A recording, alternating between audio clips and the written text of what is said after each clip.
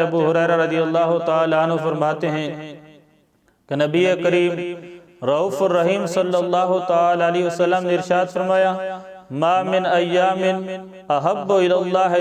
ان یتعبد فیہا من عشر ذی الحجہ۔ فرماتے ہیں کہ رسول پاک صلی اللہ تعالی علیہ وسلم نے ارشاد فرمایا کہ رب ذوالجلال کو ان دنوں سے زیادہ اور کوئی دن عزیز نہیں جن دنوں کے اندر رب ذوالجلال کی عبادت کی جائے۔ تو رب ذوالجلال کو اپنی عبادت کے لیے یہ 10 دن بہت زیادہ پسند ہے کہ رب ذوالجلال اپنے بندوں کی عبادت کو اس کے اندر زیادہ قبول فرماتا ہے اور اجر و ثواب زیادہ عطا فرماتا ہے۔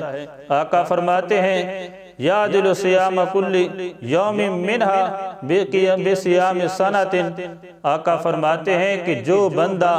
ان دنوں کے اندر ایک دن کا روزہ رکھتا ہے تو رب ذوالجلال اس بندے کو 1 سال کے روزوں کو ثواب عطا فرما دیتا ہے۔ یعنی دیکھیں اب ان دنوں کے اندر رب ذوالجلال کی رحمت کتنے جوش پر ہے، رب ذوالجلال اپنے بندوں پر کتنی کرم نوازی فرماتا ہے کہ بندہ مومن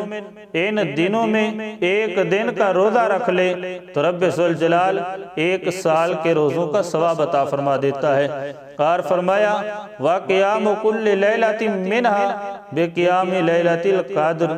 اور جو بندہ ان دنوں کی راتوں کے اندر رب ذوالجلال کی رضا حاصل کرنے کے لیے، رب ذوالجلال کی خوشنودی حاصل کرنے کے لیے قیام کرتا ہے تو رب ذوالجلال اس لیلۃ القدر کے قیام کا ثواب عطا فرما دیتا ہے۔ اب خود اندازہ لگائیں یہ دن کتنی رحمتوں بھرے ہیں، ان دنوں کے اندر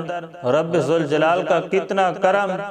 اور کتنی رضا شامل ہے، ان دنوں کی کتنی بڑی فضیلت ہے کہ رب ذوالجلال ان دنوں میں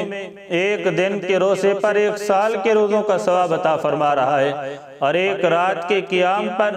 جو رات رب ذوالجلال کی رضا کے لیے قیام میں گزاری جائے، رب ذوالجلال کی عبادت کی جائے تو رب ذوالجلال اس کا ثواب لیلۃ القدر کے برابر عطا فرما دیتا ہے۔